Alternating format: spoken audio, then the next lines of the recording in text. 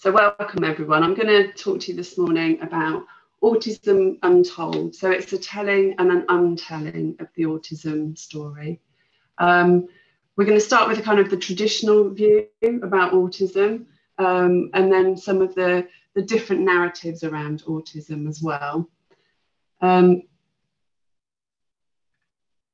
What I was going to do first is just tell you a little bit about who I am. So Denny very kindly has introduced me already, so you've got some of that already. If you'd heard me when I was on mute for some reason, you'd have heard me say that it's quite emotional actually hearing about my mum being mentioned. I'm quite proud of my mum. She's quite a force to be reckoned with, I have to say. But I suppose when I talk from multiple positions. So I talk from the position of a systemic family therapist. I'm still occasionally in practice with CAMS, but I also now work as a director of children's services. So having responsibility for CAMS, but also other services as well. I'm the mother of 2 children who are both neurodiverse. And also would be described as neurodiverse myself for various reasons, really. I've worked in a diagnostic service, so I've worked as a sort of in a diagnostic service as well as working as a systemic therapist. So it's kind of a mixture, really. And I'm currently working as also the neurodiversity lead in Berkshire. So we're developing a neurodiversity strategy, looking at workforce as well as the people that we work with. So I'm going to start with part 1, which is Autism as Found, a telling of the autism story. And I'm hoping everybody can hear me okay, because you're all frozen on my screen. So if somebody from the steering group can just send me a thumbs up on the WhatsApp, would be really grateful. So what I was going to ask you really was about autism stereotypes. And I was going to ask if you could use the chat just to tell me what you see as autism stereotypes. So just a few words. And this isn't about your beliefs about autism. This is about your thoughts about what autism stereotypes might be out there. So I'm hoping that people might start to maybe just put a few comments down in the chat about what you think people might believe, or the images that people might have in their head when somebody says autism. Oh, thank you. So there's some things going in there.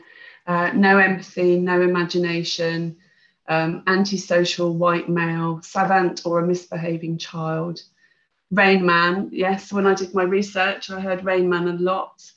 Abnormal, not able, spinning, very bright or even genius, yeah, rigidity, no eye contact, white disconnected child, the curious incident, eccentric, strange and disabled, meltdowns, antisocial, Thomas the Tank Engine, the Rosie Project, odd. Thank you. So that's really helpful. So a lot of these stereotypes are quite negative, aren't they? Some of the things that we kind of hear talked about in society, and that's in the media, that's in the, you know, in books, in stories, in films, and they have a really powerful impact because that's what people see and hear, and then what people believe. But then the flip side is, you know, like people have said, sort of genius, savant and stuff. So there isn't this kind of middle ground person who's just got a job and they've got 2 kids and they just kind of get on with it as well. So it feels very sort of one or the other. So the autism story, if we're going to think about where it began, or where we think it began, as told in sort of general medical terms, it's a relatively new story, I suppose, 1943. So Leo Kanner published a paper, Autistic Disturbances of Affective Contact, in the journal The Nervous Child. This was the first time that autism had been introduced as a standalone condition or disorder in children. And I think that's something that's really important to hold on to, because the focus on children has meant that, you know, for years, lots of adults have been sort of misunderstood or misdiagnosed. And working in a service that provides mental health for adults as well, we know that, you know, we quite often find that there are people who are in borderline disordered kind of diagnostic labels, and then, you know, years later autism is considered as actually a better understanding about some of their challenges and experiences. So prior to this, the medical use for the term had been used in relation to behaviours seen in adults with schizophrenia, and that's when they would withdraw from their social surroundings. So the sort of term shifted from one as part of a diagnosis or understanding around adults to then a kind of standalone diagnosis or understanding for children. So the word autism was derived from the Greek auto, which means self, oneself or by oneself. So it's referring to this isolated self and a person being removed from social interaction. And this in itself is a confusing definition, because my clinical experience and my personal experience of young people and adults with autism who have received a diagnosis of autism, so autistic young people, is that autistic doesn't necessarily mean not sociable. And that leads to lots of confusion as well, especially for girls, for example, when people are thinking about, you know, is autism an understanding for this young person for where their challenges and strengths lie? Because if the diagnostic person is told, for example, that the young person has friends or is sociable, then sometimes autism is discounted. So when Kanner summarised his findings, he found a sort of number of common denominators, and he defined it as a unique syndrome. So in itself, the language here we're hearing is about something that's very unique. And Silverman said that one of the genius within Kanner's work was he identified a set of stable traits in the midst of such vast variation. Again, stable traits would suggest that it's the same for somebody all the time. And, you know, the more you are aware of autism or know autistic people, the more you'll be aware that it's not the same all the time, and something that is a challenge one day might not be a challenge the next day, and vice versa. And that's really important to hold in mind and to understand. But then the category and range of interpretations that autism could encompass quickly slipped beyond his control. So actually, you know, the definition of autism has changed so much since Kanner first came up with the term in relation to the young people he observed. So the medical model for autism is very much language around impairment. So for a diagnosis to be made, there needs to be persistent deficits. So deficits, very negative word, across 3 areas of social communication and interaction, including reciprocity, non-verbal communication, and developing and maintaining relationships. And then there's 2 of 4 types of restrictive behaviours. So I've emphasised restrictive again, including stereotyped behaviours, insistence on sameness, and fixated or unusual interests. So interests which, who's defining unusual? Who knows what's unusual and what's not? But that is there within the diagnostic manual. And then if it's not unusual, does that mean you're not autistic? Who knows? So the prevalence of autism, our understanding about the prevalence is hugely changed. So in the 1960s, it was believed to be 1 in 10,000 children who were being diagnosed. Figures now, we're looking at more 1 or 2 in 100 children. But then there's other research and information that suggests we could be looking at, in Northern Ireland, one of the schools sort of reports was looking at 1 in 25 children. And in America, estimates raised from 1 in 88 children to 1 in 59 children. So really, Again, this is looking at children, and again, it's looking at children who've been given a diagnosis. So what we don't have is numbers for people who never get a diagnosis or who self-diagnose. So diagnosis is an interesting one. It's something that some people have power to do and other people have power not to do. In its simplest form, the medical model of diagnosis is one which aspires towards normalization. So you're diagnosed with something so that you could be treated for that something, and the symptoms for that something can be reduced. It's understood as a condition or a disorder rather than an illness with autism, but how a diagnosis such of autism is constructed and the social and cultural and family and individual and medical narratives about autism will all influence how a person experiences being autistic and how they're perceived by others. And if you think about how they're perceived by others, you've put some of those words down the side in the chat. So if someone has a diagnosis and they disclose, for example, to their employer that they're autistic and their employer knows very little about autism, there's the potential that the words that you've put in the chat is what they are then going to sort of connect with that individual. So these kind of social narratives about autism are really powerful. But the diagnosis is very much on the kind of deficit side. And there's this view of, you know, I hear people talk about it, about, you know, how autism took my child and how you can't reach someone with autism, as if autism kind of traps them, like the real person is inside and autism is keeping that real person inside, as opposed to that person is autistic and that's part of them. And actually they are the way they are, not that they are being changed by autism and their real self is in there somewhere to be found or discovered. And that narrative has been kind of reinforced by autism research as well. So the medical and deficit language around autism means that a lot of research is focused on the cause of autism, prevention of autism, or a cure from autism.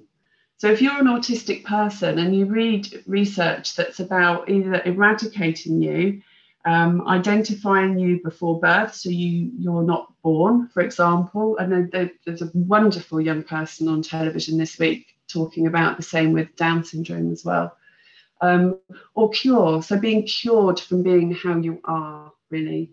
So the focus has been on conformity above the well-being of autistic people. So rather, this is autistic people, this is how they are, what can we do to make them better? How is society making things difficult for autistic people? How can we change society for the better for autistic people? A lot of research is about how can we change autistic people for the better for society. So it's the other way round, as if they are something bad which should be fixed, which is something which I thought was a really powerful statement from Bettina and Boutel.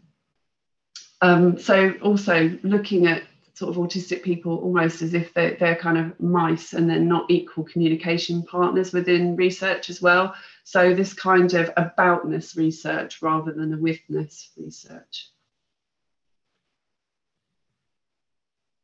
So on social media platforms, I suppose lots of autistic people have been able to talk about their views about research and how it doesn't focus on their needs.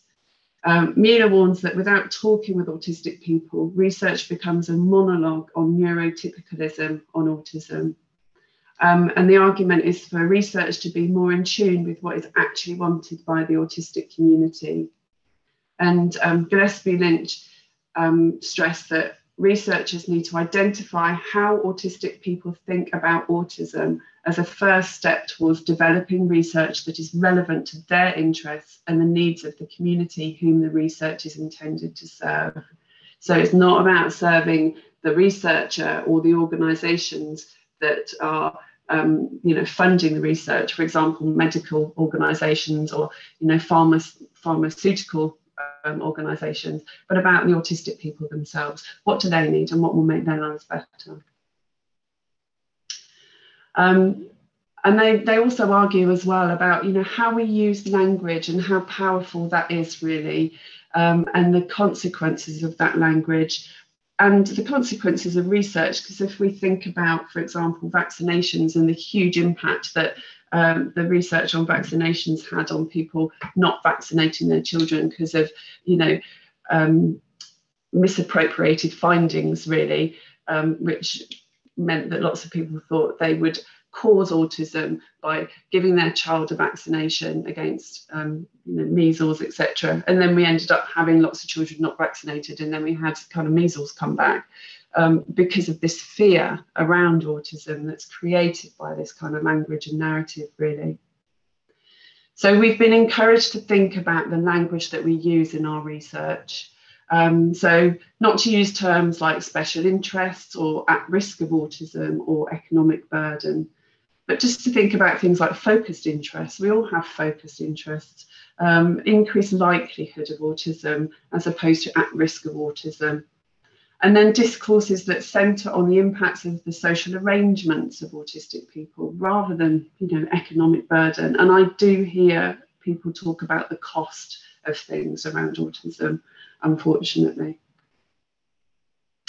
So the team at Prevalence as well also talk about how we can avoid aboutness language in autism research. So I thought it'd be helpful to share their points really. And they have 7 questions that they encourage researchers to ask themselves when they set out to begin their research or when they're writing things up really. So would I use this language if I were in a conversation with an autistic person? So if this person was right in front of me and I was talking to them rather than writing about them, would I use the same language? Does my language suggest that autistic people are inherently inferior to non-autistic people, or assert that they lack something fundamental to being human? And some research does, I mean, the way it's worded. Does my language suggest that autism is something to be fixed, cured, controlled, or avoided? And does my language unnecessarily medicalise autism when describing educational support? Does my language suggest to lay people that the goal of my research is behavioural control and normalisation rather than granting as much autonomy and agency to autistic people as is reasonably possible? Am I using particular words or phrases solely because it's a tradition in my field, even though autistic people have expressed that language can be stigmatising? That is, for me, a really interesting one, because when I was the lead for our diagnostic service, which was always a funny one, having a systemic therapist as a lead for an autism diagnostic service, I changed some of the language, and I worked with the team to change the language, and we stopped using ASD and we started using autism. So we took the disorder out of our diagnosis. And people were so uncomfortable with it for a long time. And it's something that our adult service in my trust haven't quite got there yet. And I'm working on it with them. Because in the diagnostic manual, it's ASD. And they felt they needed to use that terminology. So we did a lot of work on trying to change the language and looking at research around what autistic people wanted in terms of descriptions.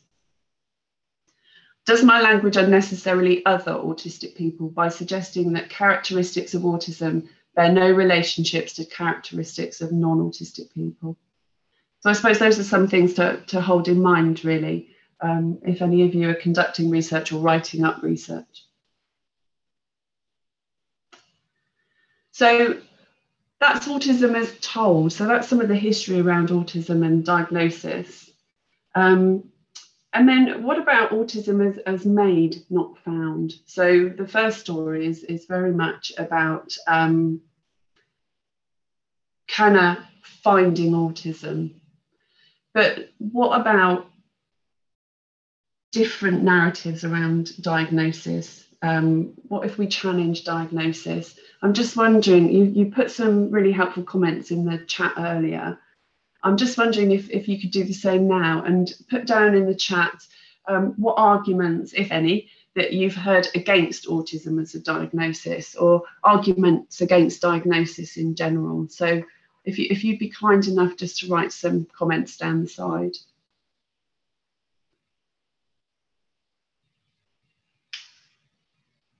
So it's pathologizing, the view that everyone is a little autistic. Thank you. Any other thoughts? Just going to scroll down. So the spectrum is too broad for a diagnosis. It closes doors to a normal life. That's an interesting thought. It closes doors to opportunities. There's a fixed view of the person. And I think that's something that Gail captured earlier, isn't it? About, you know, people just seeing autism rather than the rest of the self. Autism is the norm. So people look for signs and they miss out other things. So that's very much something with the mothers in the research that I conducted, really. I think they were worried that people would just see the diagnosis and not see their daughters. Doesn't exist in my culture. Yes, in some cultures, autism doesn't exist as a diagnosis. And I read an interesting article about families from Somalia who'd moved to America, and their child, you know, if their child got a diagnosis of autism, the cure was seen to move back to Somalia, away from America. So the cure was to move away from where the terminology was used, really. So large margins for interpretation, and diagnosis impacts a person's future and how they may be judged. And yeah, it does. It shouldn't, but it does. And it misses people's strengths and talents. Yeah, thank you. That's really helpful. So if we think about autism as made and not found, thinking from a social constructionist position, so social constructionism takes a critical stance towards taken for granted knowledge. For those of you who less experienced in sort of social constructionism. And it invites us to be critical of the idea that our observations of the world unproblematically yield its nature to us. And it invites us to challenge the view of conventional knowledge being based on objective, unbiased observation of the world. So from this viewpoint, reality, and in this case, autism, can't exist outside of a discourse waiting for fair representation. Instead, it's the product of discourse, both the subject and the result of what's talked about. And actually, if you think about the example somebody kindly put in the chat about, you know, it doesn't exist in my culture, then that's a really good example of that, isn't it? If the language isn't there and the discourses aren't there, then autism isn't there in this understanding. So in the words of Gergen, what we take to be knowledge-bearing propositions about the world are essentially the outcome of social relatedness. So rather than seeing autism as something discovered and named by Canna, this would see it as something brought into being by Canna's naming of it, as well as by the social discourses and the practices that then ensued. So as a researcher, I've researched through something called the coordinated management of meaning. So CMM fits within the social constructionist epistemology, and it acts on the assumption that language is fateful and that the stories we tell or that are told about us prefigure or constitute the lives we lead. And again, if you think about some of the things in the chat, you were talking about how, so I've just been distracted by one of the builders, I knew that would happen. If some of the things that you said in the chat was about, you know, how the diagnosis may impact on people. So that's very much the case. I think people feel that there's kind of this fateful thing around a diagnosis because then people start to act in different ways. So the power of language cuts in two ways. It enables us to move into a world of purpose and meaning that we did not create. It supports and sustains us in having identities, motives, and opportunities for lives beyond our capacity to create. But it also programs us to fit predetermined niches within those societies, and it prefigures problems as well as opportunities. So Pierce suggested that change can be brought about by a process of reauthoring our stories. And I'll talk a bit later about neurodiversity, and that's very much about a reauthoring of the story around autism, away from the negatives and the deficits. And when we look at research and thinking about research for autism, for example, if we're researching from a communication perspective, communication is about meaning, but not in a passive sense. We live in lives filled with meaning, and our life challenges is to manage those meanings so that we can make our social worlds coherent and live with them in honour and respect. We're always coordinating this with other people. But each of us is born into patterns of pre-existing relationships that we didn't choose and that will shape the way that we live our lives in important ways. And the forms of communication in which we participate either liberate or enslave us. They facilitate or they subvert human values. And if you think about diagnosis as communication, then we sort of, it invites us to think about, where does autism as a diagnosis liberate us? Where is it helpful? Where does it facilitate life in a way that is useful? Or where does it enslave us? Or where does it kind of restrict us, really? So just in terms of research, what is being made? How is it being made in communication? And how can people make something that works better for them? So there's the view, isn't there? You know, we're all on the spectrum somewhere. I don't know how I feel, but I wonder whether that in itself, for some autistic people, that's a really difficult statement, because there's a sense that it doesn't necessarily respect lived experience. But there is this kind of view that for some, that there's no such thing as autistic traits or behaviour, no biological basis. That Asperger syndrome, when it was used as a term, was just a neurological difference that had been constructed as a disorder. So the counter-argument to autism diagnosis was that there was no single underlying condition that could be regarded as the defining characteristics of autism. It's very hard, actually, in diagnostic services. There is a line, and it's very hard to think about, you know, where do you draw that line in terms of autism, autistic or not? It's a very powerful position to be in for people who diagnose. So just behaviours that happen across everyone in the population, maybe seen more often in autistic people than non-autistic people. And this kind of argument that it has little use as a disorder classification from a medical perspective. And Hassel went on to say, actually, that it seemed that a diagnosis of autistic seemed to mean little more than that the individual concerned was socially awkward.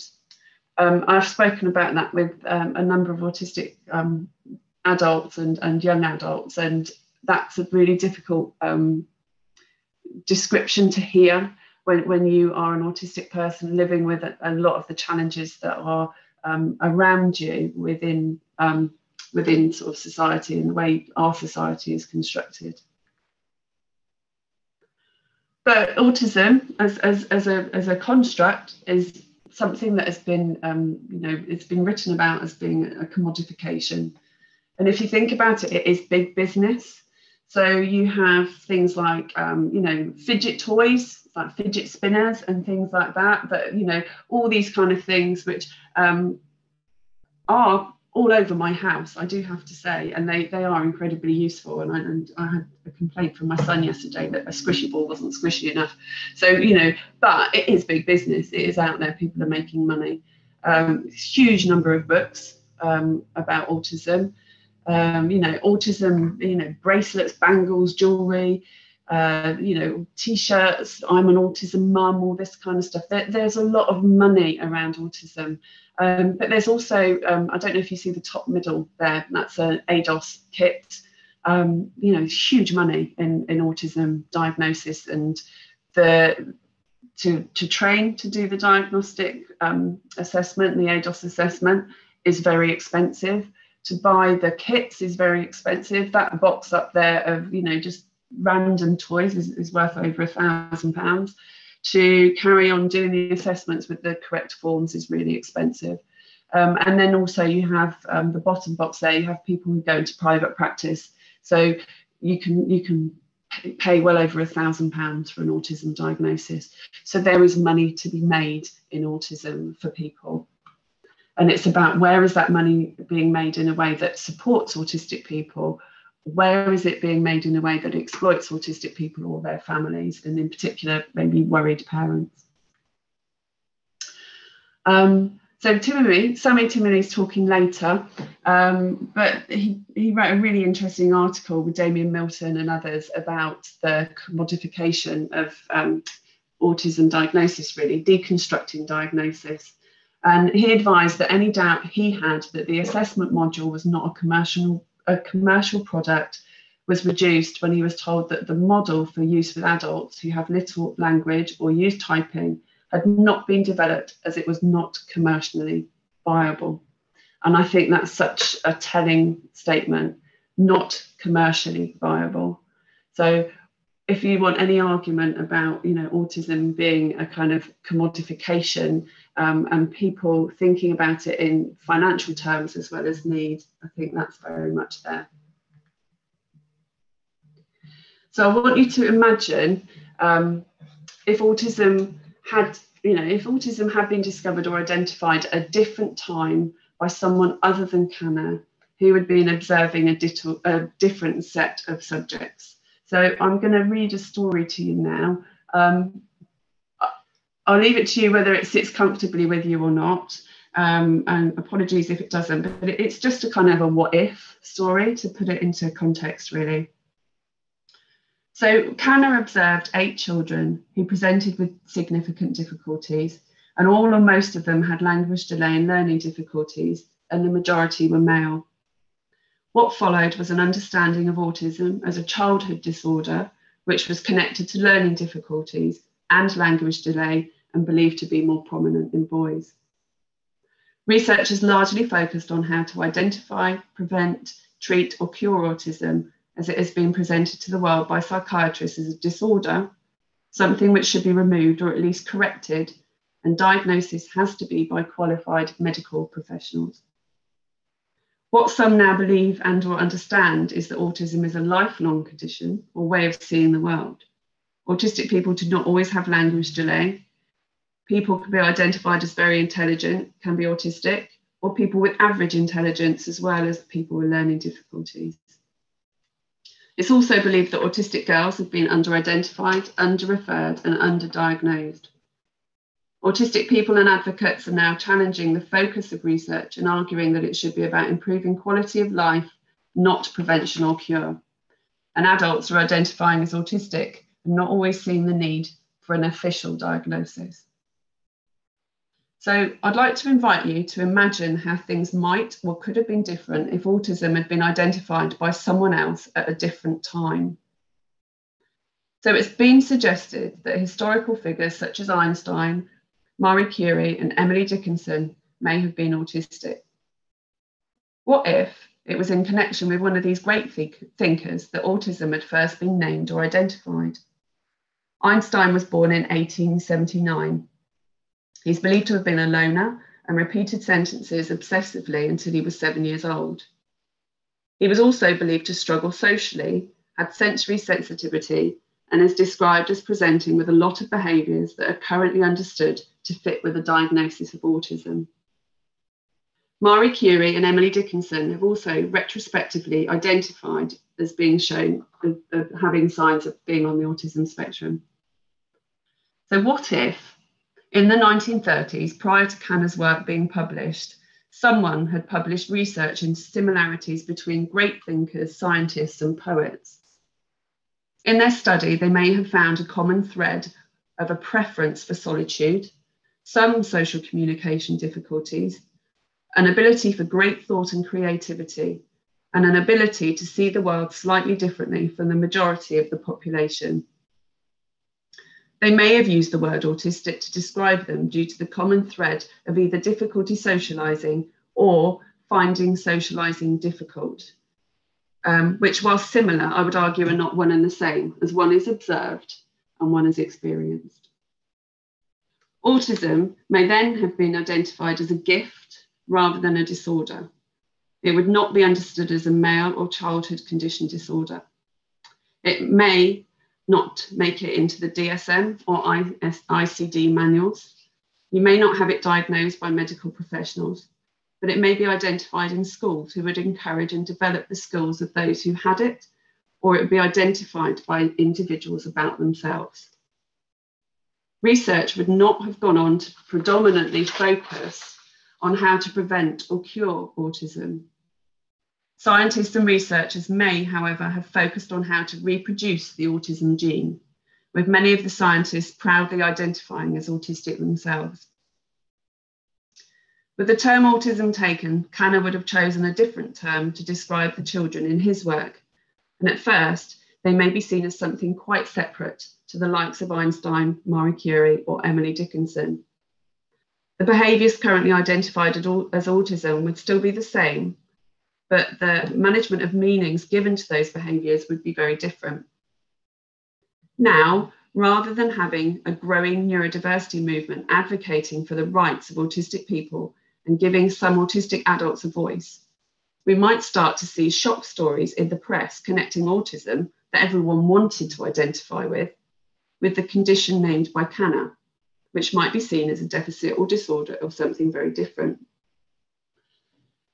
So I know the second story has not happened, but I'd like you to consider the possibility that it could have happened. So both stories are about the same people and the same set of behaviours. They've just developed alternative meanings due to how the stories were told by different people at different times. So it's just something to think about, really.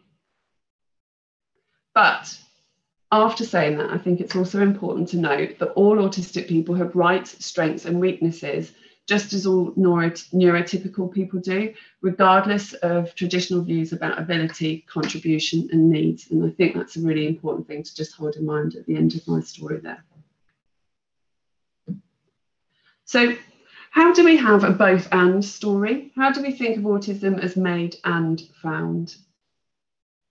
So this is something I kind of struggled with as a researcher, researching from a social constructionist perspective, but also someone who's the mother to autistic children and can very much see their lived experience and all their wonderful strengths, but all of the challenges that they experience, largely due to the way that our society is structured, really, and also within my work role as well. So I see meaning and lived experience as created through discourse as a social constructionist. But then a lot of the social constructionist writing I've read about autism sort of challenges its reality and talks about it as solely created through discourse. But I believe that some of the lived experience of the thing we call autism is determined outside of discourse. There is a kind of a lived experience of autism that isn't just about talk. So for example, some extreme sensory sensitivities. So then I was thinking, well, am I a positivist then? Am I just accepting diagnosis? Because that doesn't sit very comfortably with me either. And I don't sit comfortably with this idea of this truth and reality of diagnosis as well. So I found for a while in my research, I got kind of quite muddled really, because I was in this loop of thinking. And I understand, the definition of autism. I understand the boundaries of what's classed as autism and what's not, and the power given to those who can diagnose and those who cannot as products of historical, social and cultural discourse. As I said, I see that very well, very lived experience. So what I found for me is actually I went back even further with social constructionism. I had a look in more detail, and I found this is some really helpful ways of thinking about it. So language is never a perfect mirror of materiality, but this need not entail that we consider it as autonomous. This is Nightingale and Crombie. We don't need to consider it as autonomous, transcendent, free-floating, and wholly self-referencing. Instead, language performs flawed, incomplete reference. However, this implies that constructionism, far from being ontologically mute, must itself be an ontology. In other words, constructionism, as we present it here, has the potential to function as an explanatory framework within which we might examine the actual nature of our world rather than the knowledge of such world. So it's about how do we think about both and position, really. And I really liked this, this description from Edley, so I just wanted to share this with you as well. So Edley used the example of social constructionists driving to Nottingham to illustrate some of the thinking around this kind of both and approach, really. So they'll look at the map and they won't suppose that Nottingham just appears in the middle of the M1 motorway because it says so on the page. And neither do they somehow think that it springs into existence the moment that it's mentioned. So it's there, Nottingham exists.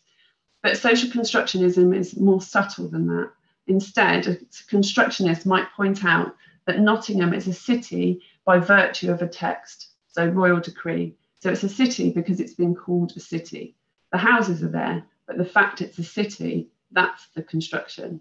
And its boundaries, where it begins and where it's ending, that's also a matter for negotiation and agreement.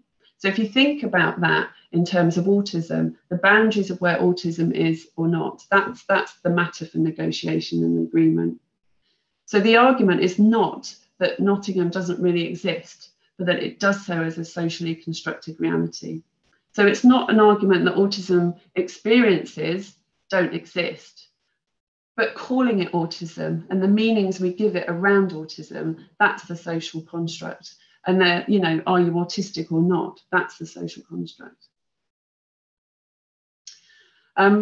So as I said, the boundaries of what is inside and outside of the diagnostic criteria, the naming of autism as a disorder, the identification of this thing called autism as something different from the norm, that's the social construct. While some of the experiences that are attributed to the label may not be constructed. So ontologically, as a social construct position, it doesn't dispute that someone's experiencing sensory discomfort, for example, from scratchy clothing or harsh strip lighting. But the attributing of this experience as a diagnosis of autism, and importantly, as outside the norm, is a socially constructed reality. And it's the outside the norm that holds so much weight, because if it wasn't outside of the norm, then people wouldn't use that kind of strip lighting in any buildings. For example, if everybody, I don't know, I'm 6 foot tall. So if door frames were made on the assumption that the average height is, you know, 5'7", I'd always be banging my head, you know, but there's this acceptance that we need door frames to be higher, but there isn't the same kind of acceptance that we need all the lighting to be in a way that doesn't impact on people with sensory sensitivities. And going right back to 1966, so Berger and Luckman, they considered the dialectic relationship between biological factors, so if you think about autism, and social factors. So the same person in terms of biology, born in a different time, a different culture, into a different family system, may have very different life chances as defined in part by their social realities and context. So if you think about that in terms of autism, the same person in terms of biology, born at a different time in a different culture, may have very different life chances. So if we think about the future, what life chances do we want our autistic young people who are being born now to have in the future? What can we do to make their social realities really positive? Biological factors limit the range of social possibilities open to any individual, but the social world, which is pre-existent to each individual in its turn, imposes on what is biologically possible. So the dialect manifests itself in the mutual limitation of organism, so human, and society. So what can we do in our society to change that narrative for people and their lived experience going forward? So part of the work towards that is the neurodiversity movement. So looking at difference, not deficit. So that moves and challenges towards the medical view of autism as something wrong with the individual. And it perceives autism as part of an autistic person just as much as their gender or their skin colour. And unlike the medical model, rather than focusing on prevention or cure, the neurodiversity movement celebrates autism and autistic people. So Damien Milton explains that neurodiversity acknowledges that all brains to a degree are unique and is in contrast to an individualised medical model of disability, which contrasts normal development with that of the abnormal, traditionally framed in terms of deficiency and dysfunction. Whilst there is an acknowledgement that autism has its challenges, the challenges are perceived as largely caused by outside factors, and I'm emphasising that, such as sensory overload caused by modern lighting, as I said, or being forced to conform to social behaviours such as eye contact. And in my research, I really found some of the mothers I spoke with had moved, and I'll talk about it a bit more tomorrow, but they'd moved from seeing autism with the narratives that you put down the chat at the beginning as this kind of negative thing within inside a person, and through their experiences with their daughters, and also some of those support groups that they'd gone to, which are run by autistic women, some hugely wonderful autistic women that I know. The narrative had moved from being autism as a negative thing within inside the individual to autism being something which was to be celebrated, but it was outside the people in society where the problems lay. That's where the challenge was. So neurodiversity brings with it an ability to open up human potential and challenge crude binaries of being normal or not. As a concept, it challenges ableism and the view that disability makes someone less or inferior. So this is written by Ida and Campbell.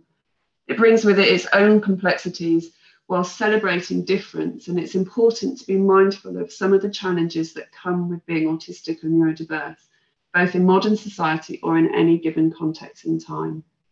So F. Murray really made a good point here. It's misleading to suggest that all disability is caused by other people's attitudes and the barriers put in people's way, but it's true that disability can never be disentangled from its social context.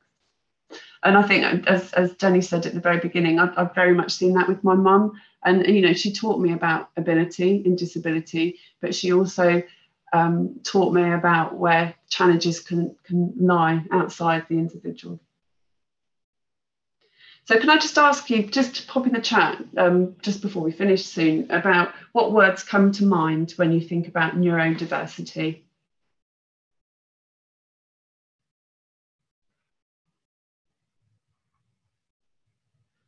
Be really good just to hear, or to see some comments really about what you think.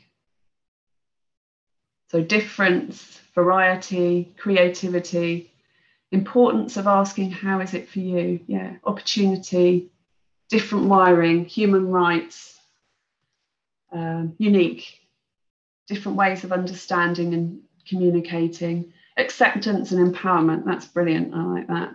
Celebration of difference.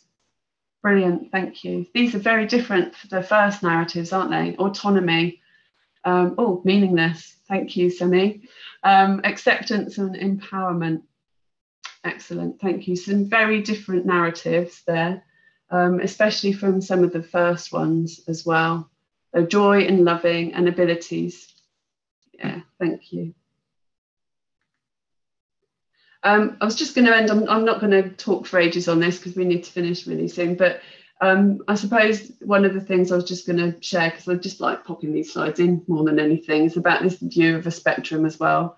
And I think people sometimes see the spectrum as quite linear, but actually you could see the spectrum more like this. So people move on the spectrum, and just because somebody's if you have an autistic person who's maybe their autism isn't as observed externally, that doesn't mean that the challenge isn't there for that individual.